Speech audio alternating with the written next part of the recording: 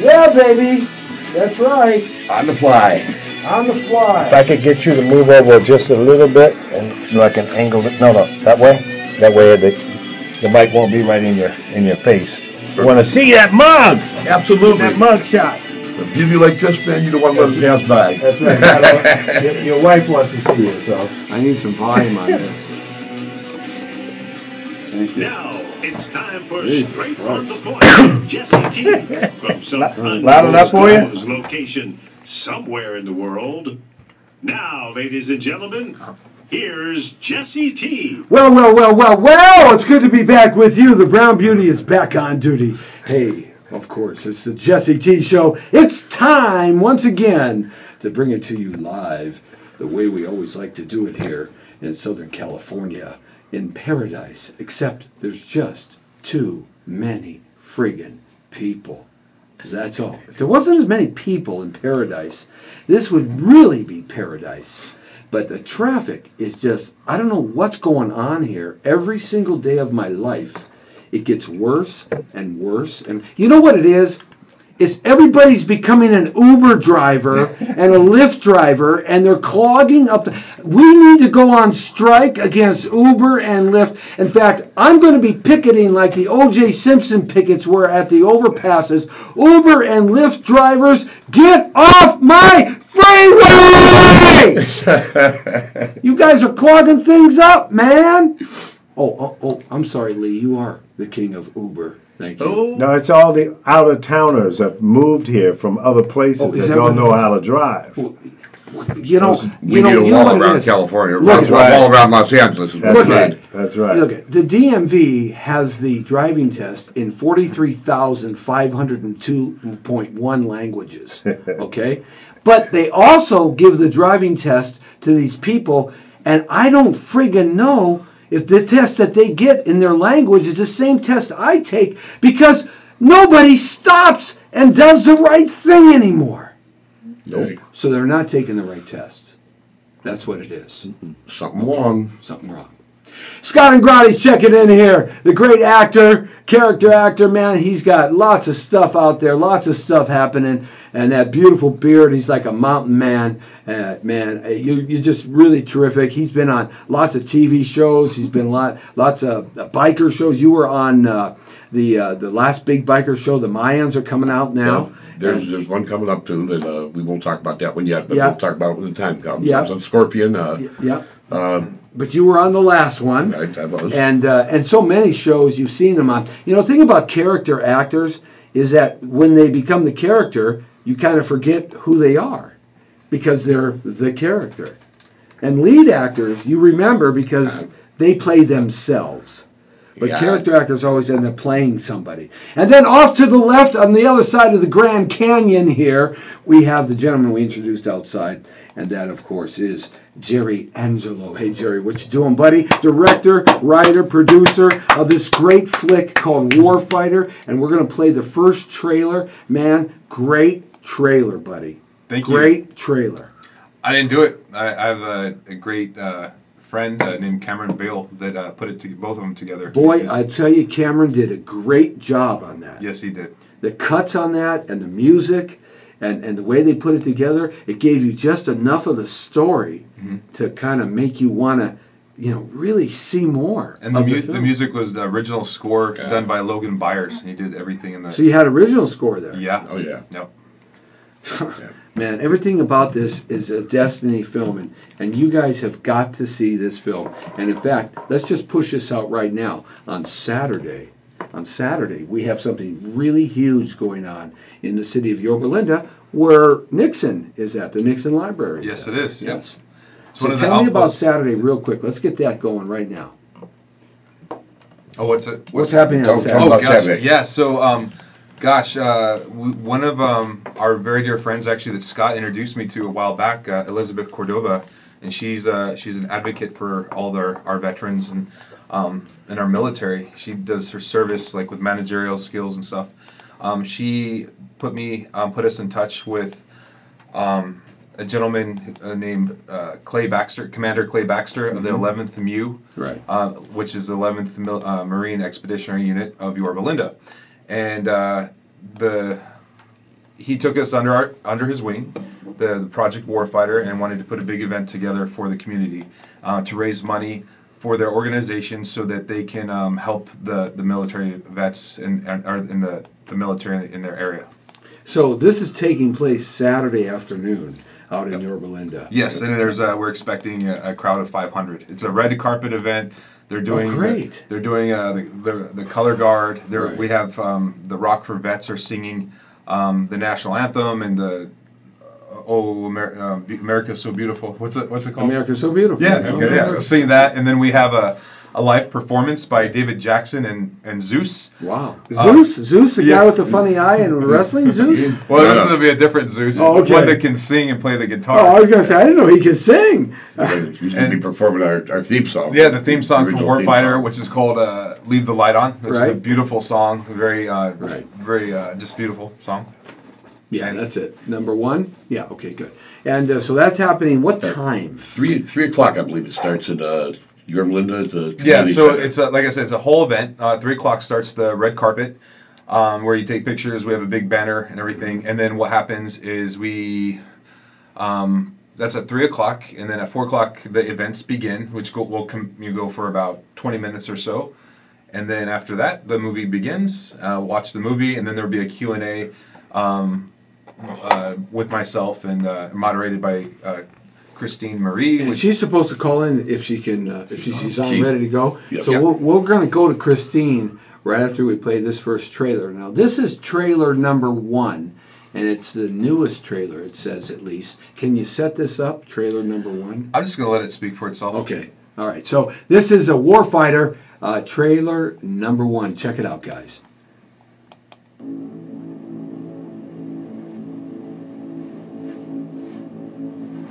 ETA. Seconds.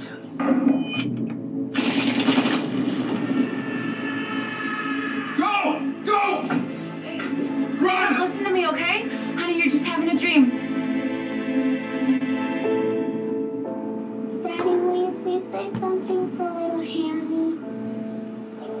Live the good life. Bless your soul, Hammy. Do you think sometimes souls get lost between here and heaven? What a great line. Think you need to see a professional. Here's to Mr. Wittenberg. Mr. Wittenberg. See you, Dad. 4 of our Delta operatives went dark after they crossed into Iranian territory. I don't ever want you to go away and never come back home to me and Mommy. 58 hours ago, a 4-man Delta unit was dropped off in the Farah province on a recon and It's surveillance very fast. mission. We believe that they are utilizing this location in Iran to develop biochemical weapons. It's imperative that we get eyes on the ground down there immediately. Soon you pass over the Iranian I border. love him. I've You seen, I are like on him. your He's a own. great, nice guy. No air assets. This is not a search and rescue mission. Clear this. Clear this. You're the most loyal, toughest sons of bitches I ever met. It is an honor to roll with you. Man, he's been in so much stuff You're the one that's been watching me all all over my the life. place. I'm coming back. I'm not gonna miss this. But what if something happens that you can't control? Said the good witch of the north. Engage targets. So Dorothy closed her eyes and tapped the heels together. 3, There is no place like home. 2, There is no place like home. 1. There is no place like home.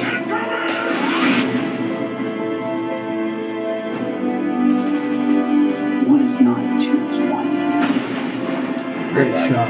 Great shot. I had you back then. I've got you back now. What are we running from? Good love. Not me. You.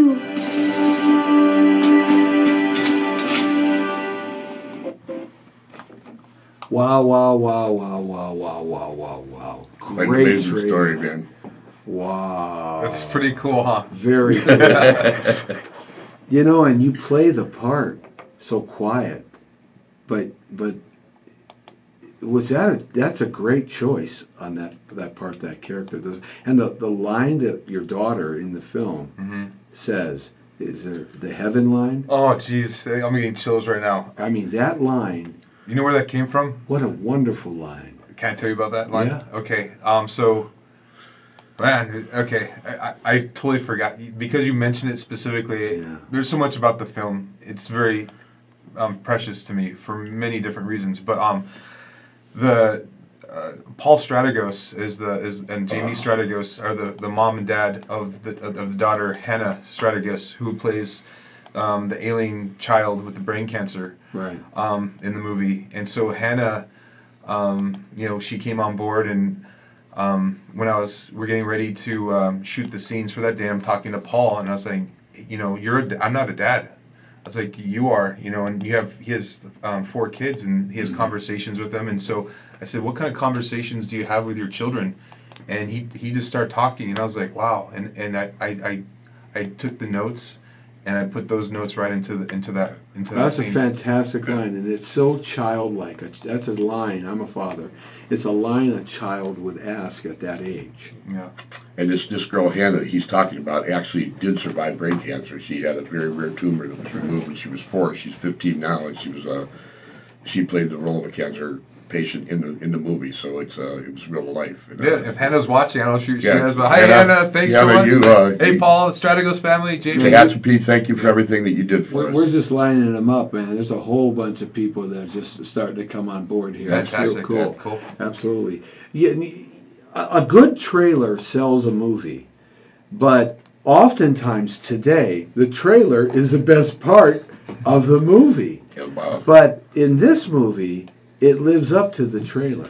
Yes, I think so. Yeah. It only gets better. The movie is there's so many different facets to this movie. There's emotions of every kind. I mean, there's tears, there's laughter, there's suspense, action, comedy. It all ties together back to PTSD to bring let families understand what happens inside a family instead of just what happens out in the battlefield and what that person goes through. It's what everybody else surrounded by that person that comes back from war.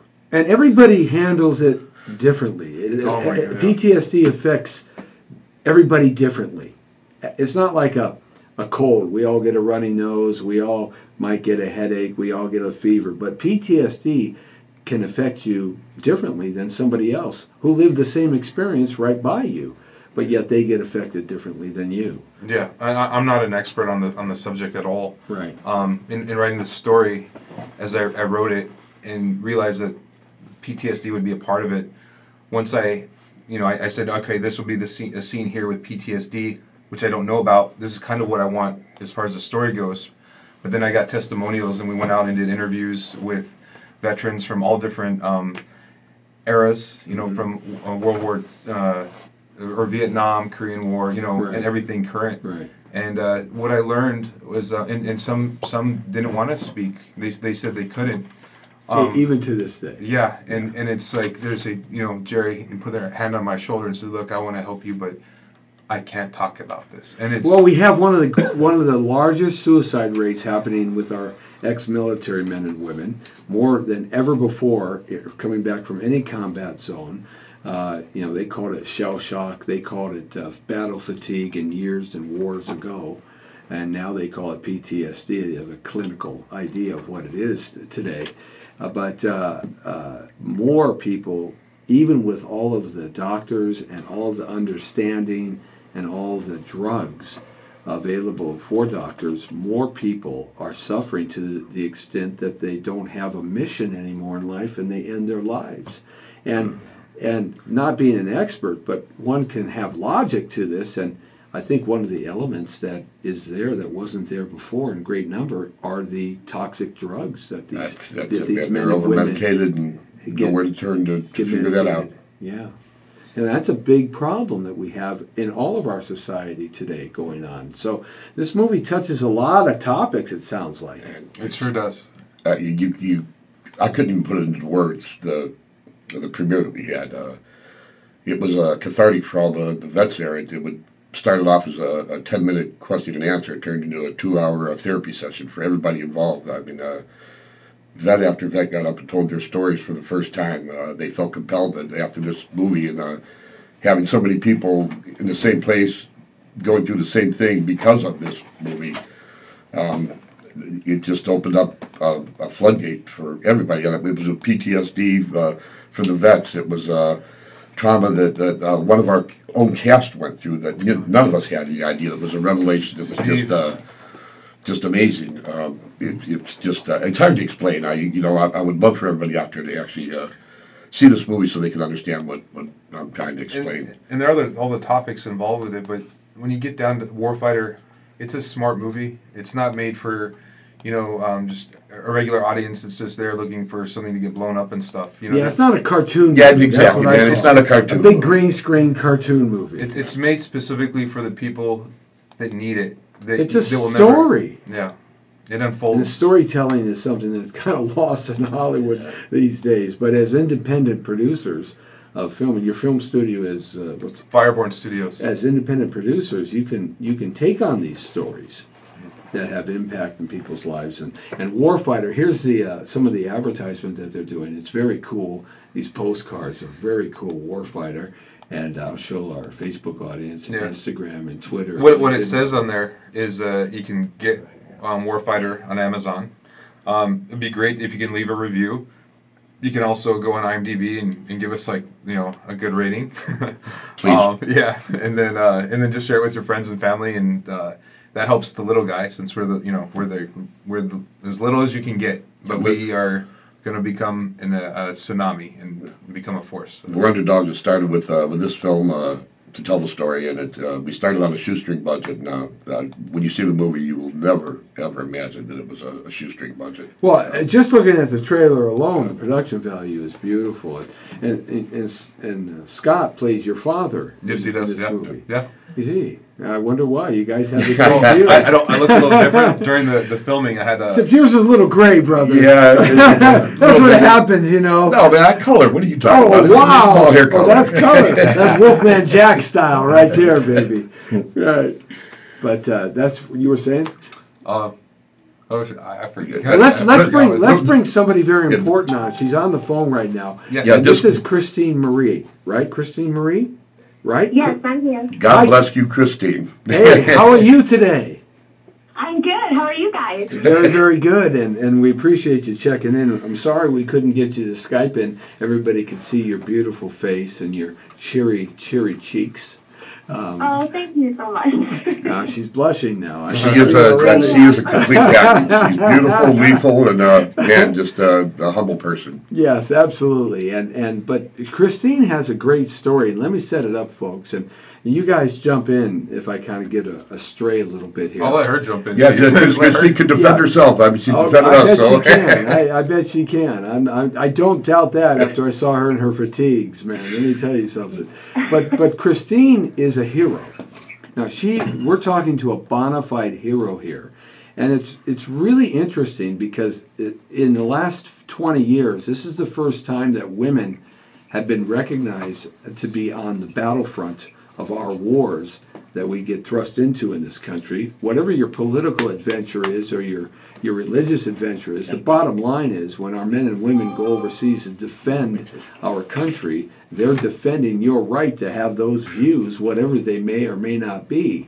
So that becomes a benign and a neutral state. And this is the first time that women have really experienced some of the terrible things that warriors of the past have had to experience. And so that's an interesting, different understanding there. But this young lady that we're about to talk to, she not only did one tour of duty, but not 2 tours of duty, but 3 tours of duty. Now, folks, this is an all-volunteer military we live in. It's not like my father. He was conscripted into Korea and drafted. It's not like Vietnam. It's not like World War II.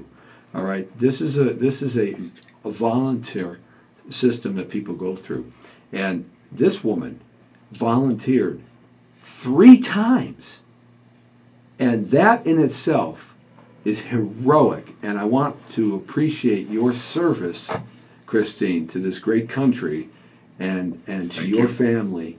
and to your loved ones and to everybody who respects what you did and the price you paid for us to have the freedoms in this country. Thank you.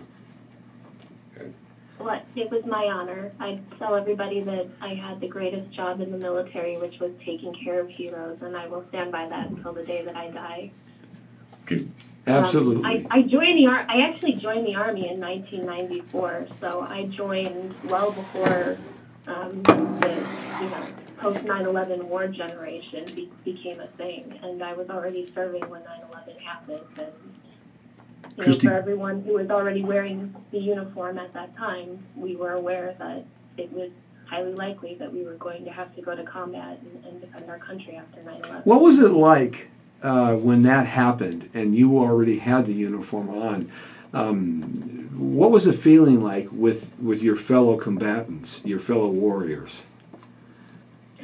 I was actually in the D.C. area on 9/11, and I was part of the, not initial response, but the secondary response to the Pentagon. I was actually involved in 9/11 from an intimate perspective, and it was nothing like you would ever expect to see on U.S. soil. It was just surreal. And when we got back home and was back to our unit, and we were watching television, we were watching the news coverage from New York City and from the Pentagon in Washington, D.C. I just remember looking around the room and looking at the faces of some of my fellow unit members that had been out there with me that day, and it was just, it was like looking at a room full of zombies who couldn't believe, and then someone actually broke the silence and said, this is war. We're probably going to have to go fight somewhere. And that was the realization that became our lives for more than almost 2 decades. It really becomes very simple and very direct and specific when you make that statement, because in seeing that unfold in front of you and then having to take those orders and go through the action of taking care of that, did you ever think that would happen when you signed up originally? It's a conscious awareness that you always have in the back of your mind, just because you know that that's part of your job and that's part of your duty and part of your responsibility if the time comes. But you hope that the time never comes, if that makes sense. Right. Yeah, I get it. And you were a medic, right? Right from the beginning? Yes. Okay, so you actually, medics, ladies and gentlemen, they not only help people get better and heal and keep people alive, but they're part of the fighting unit that's out there on the front lines. They're just not sitting in some tent somewhere behind a big rock and they run out.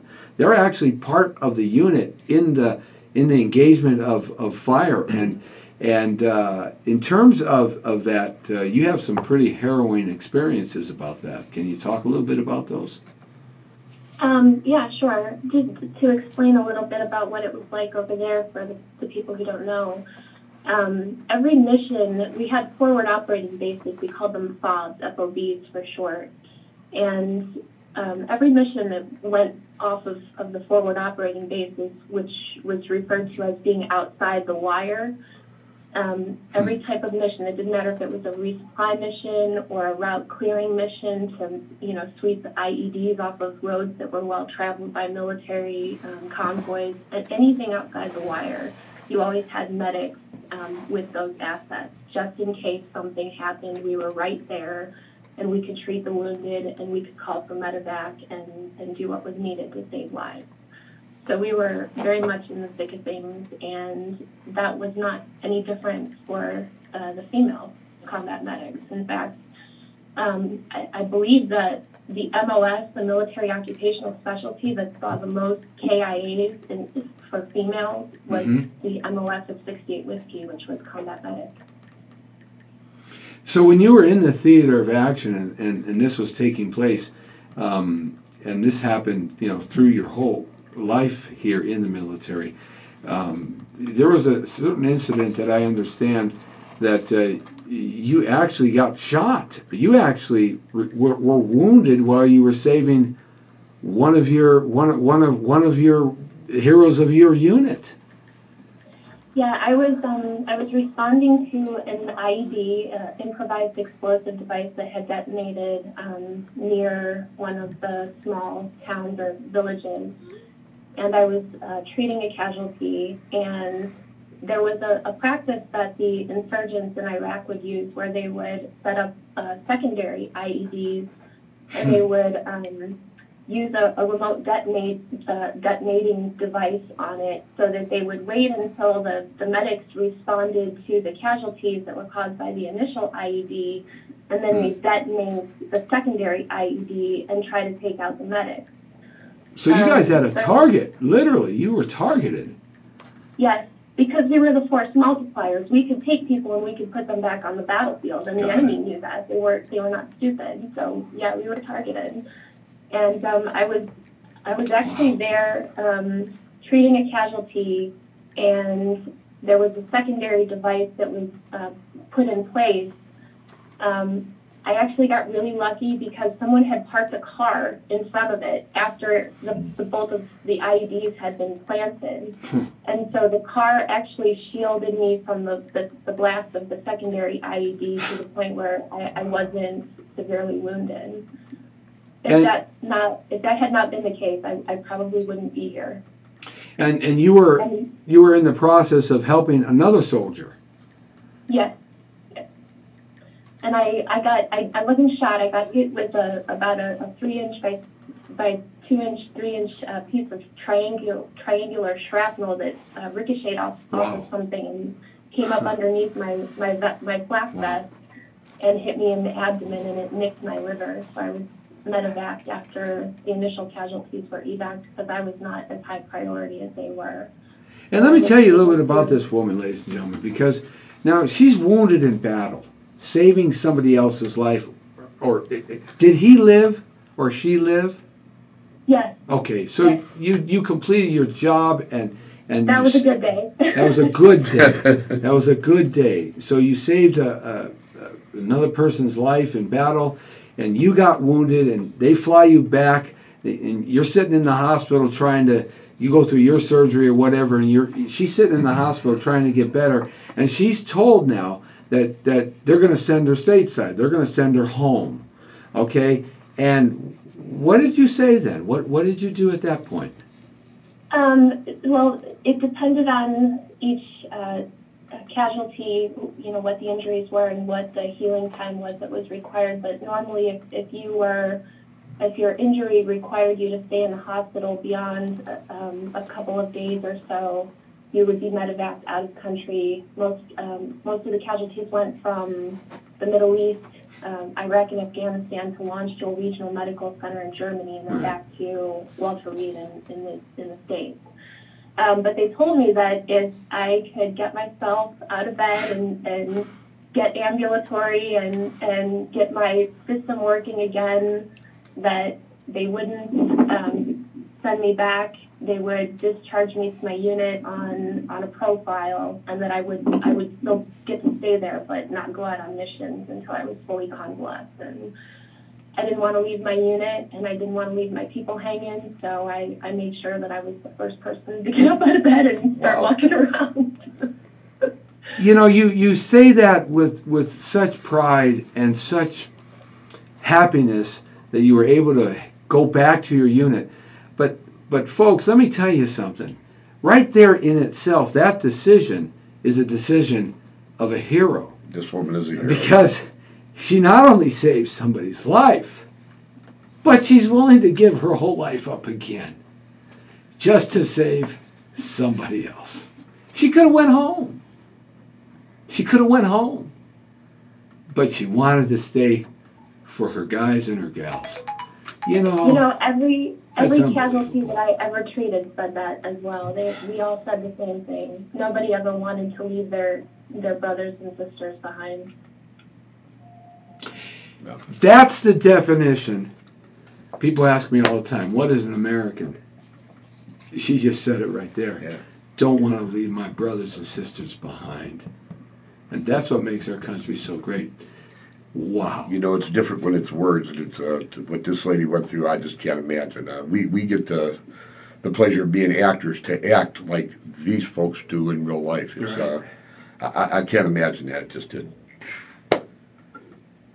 put a whole new perspective on things. It's, So now you come back home, you start your life, and things are going, and then you run into these two knuckleheads, right? You pretty much run into these two knuckleheads who show up in your beautiful town. By the way, I have a ranch about an hour and a half north of you where you're at. I know your country real well up there. And Isn't it gorgeous? it's absolutely gorgeous, and I love taking out the hogs because you guys got a wild boar problem up there in those mountains. Yeah, they do. They have wild boar, and it's open season on them because the boars, they rip up all the agriculture and they rip up all the grazing ground and everything. But it's beautiful up there. It actually is actually gorgeous. And I'm an hour and a half north of you, even farther, where there's nobody. And I kind of like that. But you run into these guys, and you become part of this whole movement, which the movie Warfighter talks about PTSD. Can I ask you, do you have PTSD? I was diagnosed with PTSD after I came back, yes. May I ask you? You don't have to answer. What were your symptoms? What were you going through? What was your symptomatic issues with PTSD? It was really bad when I first came home. I was in that hypervigilant mode. I have a weapon, a personal weapon. I would take it to the bathroom with me in the middle of the night. I had nightmares, like flashback kind of nightmares. I had bouts of insomnia, which I wouldn't sleep for days at a time. I actually had like the stress was so bad when I would have these flashback dreams at night. I would grit my teeth in my sleep, and I actually cracked a couple of my teeth to the point where I had to get 2 of them crowned. So Teeth are the hardest bone in the body. yeah. Wow. And are you okay now? Are you better? I'm better. I went through a period where I was having a tough time. I was kind of dealing with a lot of anger and some of the losses that and the guilt. It was bad for me because I was one of those people who was, charged with saving lives. And the reality of the situation is that I couldn't save everybody that found their way in front of me, unfortunately. But I went to the VA and I tried to seek help through the VA, and they told me that they had an all-male therapy group, but they didn't really want to put me in the middle of it because they were afraid that if a woman was introduced to the group, that it would cause the males to not share everything and be as open as they needed to be, which is understandable. But they didn't have an alternative for the female veterans. I was given a counselor, and she was brand new and didn't have any experience working with veterans of any kind, much less combat veterans. And so I stopped going, and I stopped doing anything for a while until I got hit pretty hard by the anniversary of the death of a soldier that I knew, and I figured out that I needed to do something for myself, get myself some help. And I did that. I found a counselor, an older female who actually had experience working with Vietnam veterans, and she was able to help me work through a lot of my issues and let go of a lot of the... That's one of the things that at play here now with women coming out of the military is that there aren't a lot of experienced professionals. There's more now than there has been in the past, but there's not a lot of experienced professionals that understand the problem that women go through with PTSD. As we were talking about earlier, it affects everybody differently. And women and men are different. We're a different species. I've been married 29 years, so I know that we're a different species. And it's like you said, in this modern war generation, females have been called on to do more in this modern war generation than in any war generation past. And so it's not a huge, leap to consider the fact that, well, if they were on the battlefield and that they had many of the same experiences that the males did, then they would also be suffering the same after effects as well.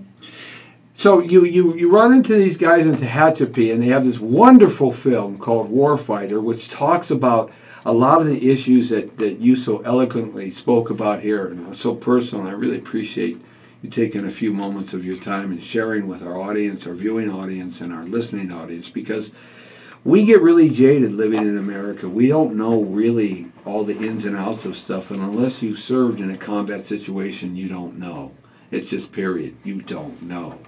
Right. And it's nice that people like you can share that to help people understand, and the fact that you are a woman sharing that is just top notch. So you see the movie Warfighter, and I guess, Jerry, you can jump into here. How did Christine get tied up with you guys? I mean, how did that happen? Well, when we decided to put our world premiere in Tehachapi, right. After I got it set up with Will Viner at the Hitching Post, I have to thank him and to him for letting us have that opportunity. I reached out to a group, Tehachapi, the Patriots of Tehachapi group on Facebook by Arlie Sparkles. She runs it. Facebook can be good sometimes. Yeah, you know, and it's kind of funny. I can hear Christine laughing. I put a post out saying, "Hey, we're coming into town, and I want to see if anyone wants to help us out." And I had two people in particular, Tina Rubidoux, reached out and became my right-hand woman, and then Christine also. And said, yeah, I'd like to, help out and stuff, and if you need. And I said, okay. And I replied, I said, do you know any veterans? And and look who pops up, right? Well, I asked her, if she knew any veterans. You asked her? I asked her. Wait a minute. Is this the actor not understanding that you're a veteran? I mean, I know I would take one look at you and I would say, oh, that's a woman I don't want to mess with. That's a veteran. You know what? If you saw her, when you meet her Saturday, right. You're not going to have any clue. She is a stunning, beautiful woman. Not that a veteran couldn't be, but... she's the farthest thing from what you would ever imagine a veteran looks like. And isn't that sometimes the way it is? Oh, Christine, you're right, Jerry, because you don't really realize the inside from the outside, And warriors tend to be solemn people, don't they, Christine? Yes. Yeah. Absolutely. Yeah. It's funny you guys bring this up, though, because I think that's probably my favorite part about being who I am and being a veteran. What, meeting these two guys? But that's a highlight of your life, man. We got some I need to take you to Disneyland. No. Well, that part too. That was amazing. But no, I get invited to speak at Memorial Day ceremonies and Veterans Day ceremonies, right. and to veterans groups, and right. I'm a member of a couple of veterans groups in Tehachapi, the Red, White, and Blue Fund of Kern County, and I work with Blue and Gold Star Mothers, and I do a lot of stuff in the veteran community myself. I'm also a DSW member.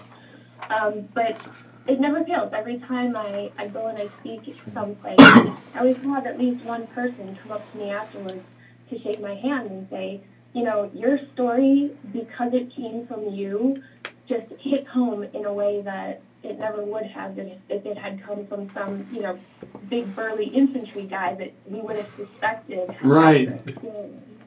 And so I'm proud to be that. I'm proud to be the person who makes people think that outside the box a little bit and recognize that, we've made the contributions that we've made to serving our country and keeping our nation free. So you meet these couple big burly guys and they say, hey, come on, can you speak for us at our production and our premiere, right, Jerry?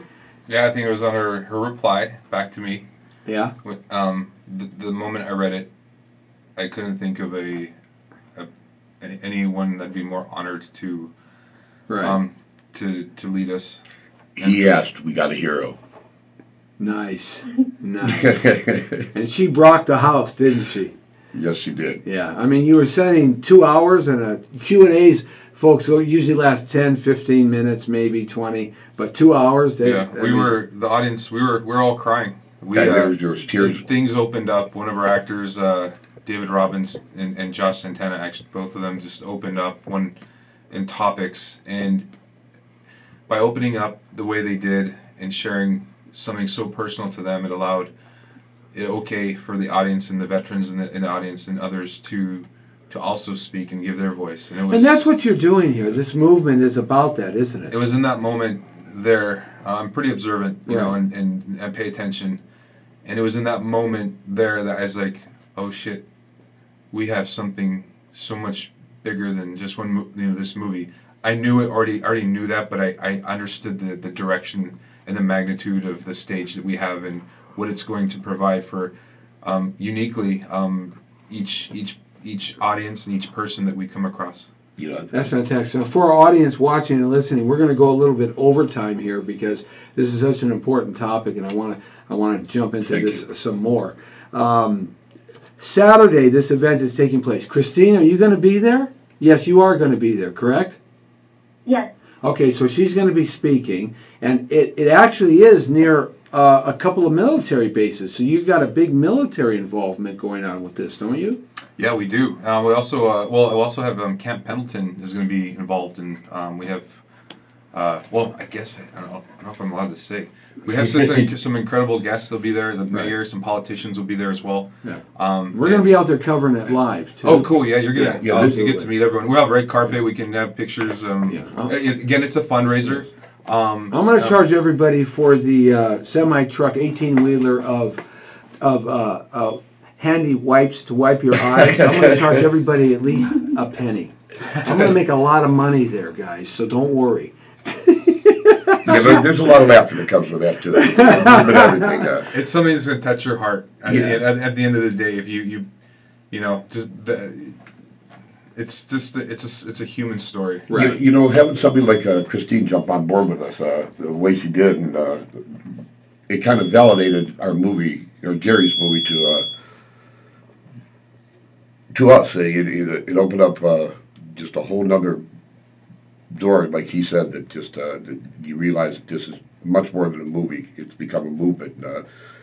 Doing it grassroots the way that Jerry has started it and the way we're moving forward. You've turned down some bigger operations that want to take you over, haven't you? Correct. Yeah.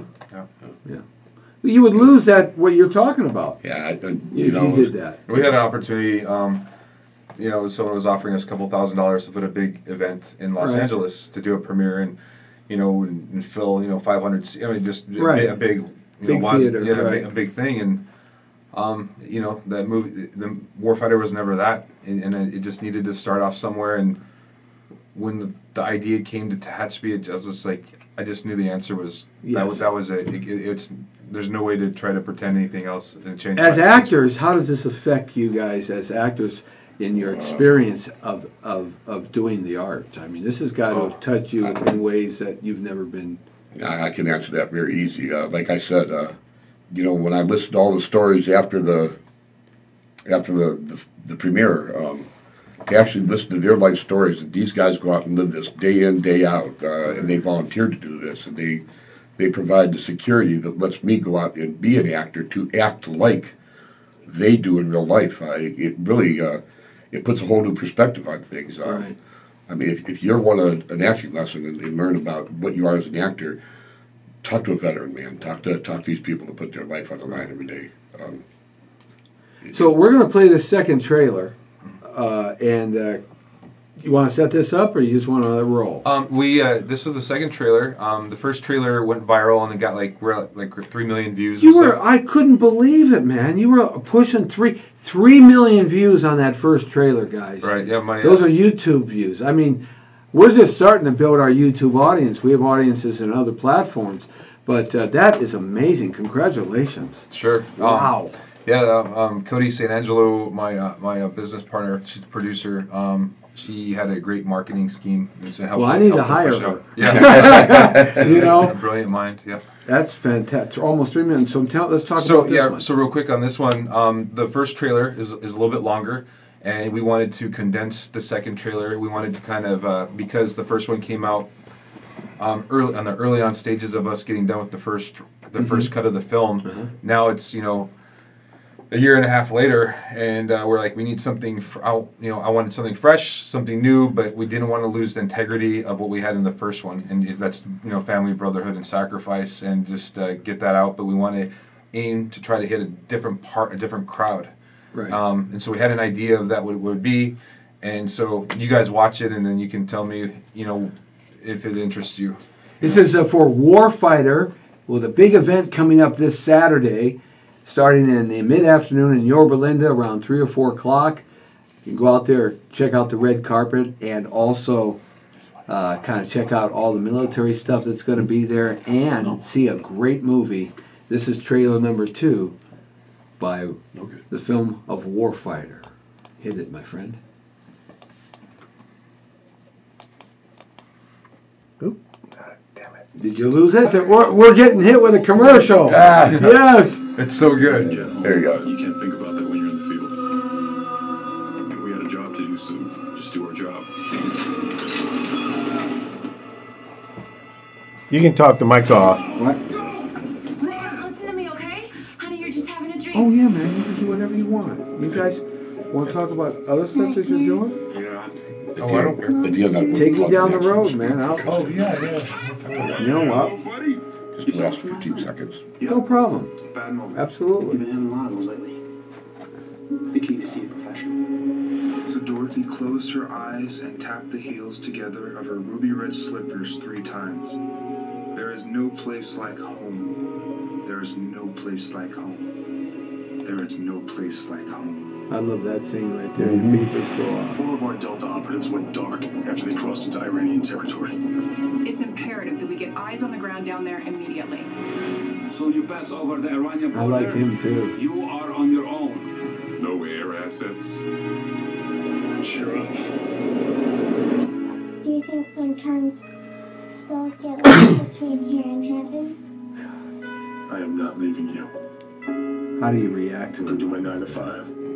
On which The train. Souls get lost. Yeah. Here they happen.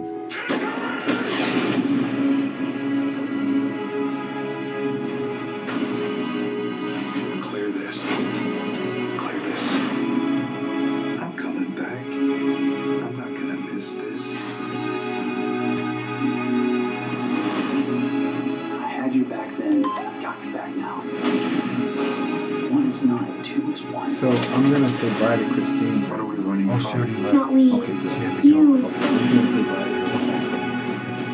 I think she just texted me. She said I have to leave. Yeah, Okay, the moral that's of the good. story is, I was gonna say bye, so it works out perfect. always go out doing something that you love. All right, mics are hot. Okay. That's Warfighter, everybody. What a terrific film. You've got to see this epic feature film. And that's produced, of course, by the gentleman to my far left, and Jerry Angelo and his terrific new film studio. The name of your studio is? Fireborn Studios. It's basically the next Lionsgate or Blumhouse. That's where we're at. Well, listen, I just want a job cleaning floors, Yeah. I'll be happy. Just give me a job, man. When I'm old and teeth are falling out, Yeah. Jesse, dribbling the on my shirt. The last thing you're ever going to need is a job, my friend. Oh, yeah? I don't know, but Mama T, she pretty much runs the house. She go, get out there and work, boy. Okay, God, I'm sorry. I can't lay around the house naked anymore? No! But nevertheless, good to have you guys here. Warfighter is a movie. We got a big event happening on Saturday. This coming up Saturday, just a few days away, out in Yorba Linda, and it's the 19th. It's a free event. It's free too, it's a so free come event. on out and participate in seeing this great movie, and kind of seeing movie stars and getting some autographs and some photos and some talk, and find out some true warriors are going to be there talking about some of their experiences, and you're just going to see a terrific movie and support our military, because all of this is in support of those suffering from PTSD and other issues that are related to that, because it just doesn't stop there, especially when families are involved. There's lots of side issues that take place here. in terms of how that affects the family in a lot of ways, employment, health with the family, all kinds of things happen because of PTSD. And by the way, I want you to call your congressmen and your senators, and I want you to reach out to President Trump. I want you to reach out to our governors, our mayors, and we have to really put the pressure on these politicians that control the budgets. They're not doing enough, though they're doing more than ever before.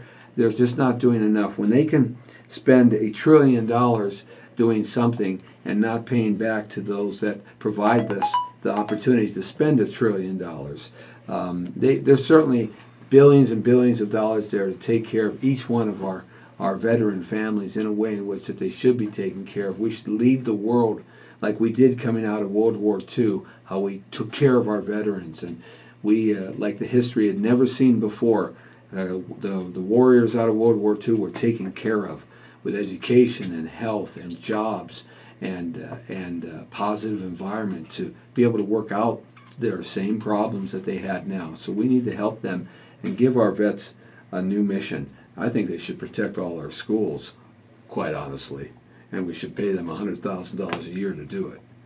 That's my opinion. That's the start. That's a good start. Give these men and women a mission that they can sink their teeth into and utilize their skills. You got some things coming up here, too, that are happening other than this film, because as an actor, of course, man, you're always moving on down the road. So what we got coming up here for you? Well, we've got a couple things on my plate, but the most important one is a movie called Maximum Speed that is going into pre-production very shortly.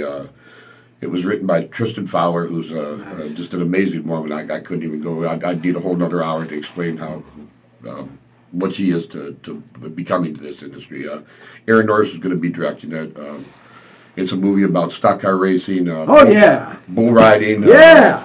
Honky tonk music. It's an all-American, family-oriented film. It's I put my shit kickers on and wear my hat, right? This is one you're going to be looking for next year. I promise you. So I can't talk an awful lot about it, but I would love to come and talk to you when I'm able to give you the. Man, I just want to see them in there playing the urban cowboy, You know, it's kind of funny. I think this movie actually grew out of an urban cowboy reunion at their bar. At Gilroy's. Gilroy's, the biggest bar in Texas at one time. Right? So, Tristan, God bless you. Thank you for having me part of your project if you're listening. Aaron, love you. Well, if you get a chance to drive a NASCAR on a track, you better take advantage of that at least one time. Absolutely. If they say, don't say no, say yes, please. And the other thing real quick is, if anybody's out there and you're compelled by this movie, we're going to try and do a grassroots tour with this. I imagine from city to city across the United States to raise awareness for this terrible disease. And we'd like you to be part of it. Please let us know. Well, we look forward to seeing you in race car movies. Race car movies are always cool. I don't care what they say; they're always cool. Now you got some stuff coming up with your studio, and you got this grassroots thing. I mean, this obviously is the number one agenda right now on your plate? I would imagine. And where would you like to see this go if you had the ability to make it a pick and say, I want this to go this way? I can tell you where it's going. Okay. Warfighter is going to be one of the biggest independent films of our time. Nice. Excellent. And the grassroots thing is really, it takes time to flower, but once it gets going, it takes a life of its own. Yeah. It already sort of has. like it went viral, that 3 million visits on Trailer One. Yeah. What we are doing, we are transcending the way that independent film has been done in the past. We're the forefront of what's going to be the new trend. I'm almost certain, because if others don't follow in our footsteps, then why put so much time and effort into doing something, just giving it away to people that money's the end all. Well, the big studios, they only know how to make the big cartoon budget movies. That's all. They don't even know how to do good storytelling anymore. Very rarely can they pull that off. Their whole machines are not wrapped up to do that kind that kind of filmmaking anymore. Sure. And it all comes out of the independent producer. And with all the new technologies and the new generations that are coming on board, you can actually reach back and tell good stories again, because I think the public wants good storytelling. They're getting tired. There's room for the big explosions, but there's always room that touch your heart and have a message and help society and help people. And I think the millennial generation especially, I think they're finding out now that there is more than just playing with their thumbs on some fancy game or just goofing around with that there is more to life. And there's this search for what's important. See, I think in a lot of ways. this grassroots thing is like a base for the future of the warfighter crowd. So now you've got, does your studio have some other projects that you're looking at? Sure. Now? Yeah. Cody St. Angelo, one of our producers of Fireborn Studios, and we produced a film called Arctic. That was directed by it was an incredible story. It's like Silence of the Lambs meets Saw, and it's directed by. Wow. A horror film? Yes. Oh, it's nice. it's like a thriller horror, and it's a directing debut also for Tom Bacci. That's a Hollywood name if I ever heard of it. And he is a career editor with the top marketing companies, and now he broke off and says, hey, that he actually saw the trailer of Warfighter. Says, Jerry, he got a hold of me. He says, I want to cast you in my film, and as a lead. Nice. And it's as the serial killer, and it's pretty freaky. Can I give you the voice? Yeah. Okay, it goes like this. It's not every day you get to play tour guide for a friend. Dude, I'm not waking up with you in the other room. That's for sure. We're coming to the end of the show, and we really appreciate you coming in here on the Jesse T Show. This has been a wonderful experience, and I'm so looking forward to this Saturday and all the projects that you've got coming out with your production company. And I'm looking forward to that race car movie. And look at anything that we can do here at the Power Voices and the Jesse T Show to help you along the way. Please involve us and let us participate in some way there, and push your ideas to the forefront, because hey, they're making difference in people's lives. Obviously, Christine Maria is a perfect example. This movie has made a difference in her life. And you're going to have a chance to witness it firsthand here soon. Really appreciate it, guys. Hey, Warfighter, check it out, guys. There it is right there. You got to check it out. Got to look at it. And the Jesse T Show, we're going to be out of here from the community and all around the world. We're on the air and everywhere. The Brown Beauty is off duty. See ya! Okay, now this show is going to cost you at least $17.46 for this, okay? Maybe top sirloin down at Sizzler, okay? Sizzler, yeah, we can do that. Craft services on a Tuesday afternoon when I'm really hungry. Okay. Thank you. Dude, man. That was wild. I hadn't done anything like that before. You didn't? No. That was pretty cool. Dude, man, thank you. Oh, man. Thank you, man. Yeah, man. You are I'm looking forward to. You're the savior. Well, we just all do what we do. Stupid, Yeah. But They can do what they do. Yeah. Yeah.